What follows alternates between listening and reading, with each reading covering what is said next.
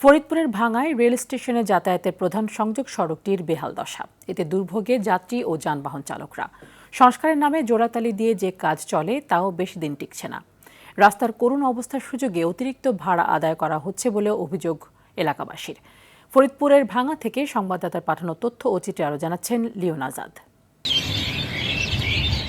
ভাঙ্গা গোলচত্বর থেকে রেল স্টেশনে যাওয়ার সংযোগ সড়কটির প্রায় 1.5 কিলোমিটার খানাকন্দে ভরা, ভেঙেচুরে একাকার বেশিরভাগ অংশ।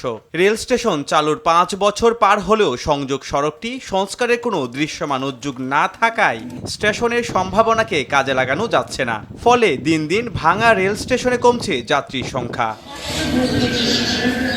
এছাড়া সড়ক ও আশপাশে ঘন কুয়াশার মতো ধুলোবালু থাকায় অতিষ্ঠ হয়ে উঠেছে জনজীবন। গাছপালা আর ফসলি জমি ঢাকা পড়েছে ধুলোর আস্তরণে।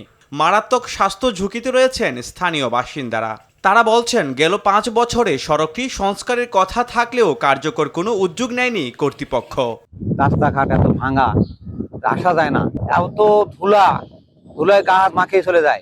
এই রাস্তা নির্মাণের জন্য আমরা দাবি জানাচ্ছি। বর্ষাকালে অনেক কেদা হয়ে যায়, যাত্রী গাড়িতে অনেক অসুবিধা হয়ে যায়। আর যাত্রীদের কাছ থেকে 20 টাকা করে ভাড়া নেওয়া হচ্ছে।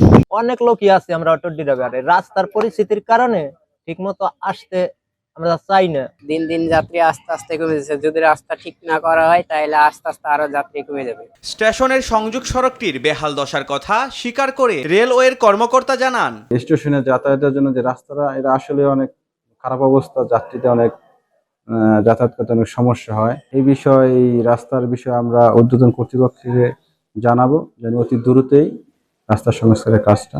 ভাঙ্গা রেল স্টেশনের যাত্রী বাড়াতে ও রেল সেবাকে জনপ্রিয় করতে দ্রুত সংযোগ সড়কটি সংস্কার ও চলাচলের উপযোগী করে তোলার দাবি স্থানীয়দের। Leon Azad, RTV।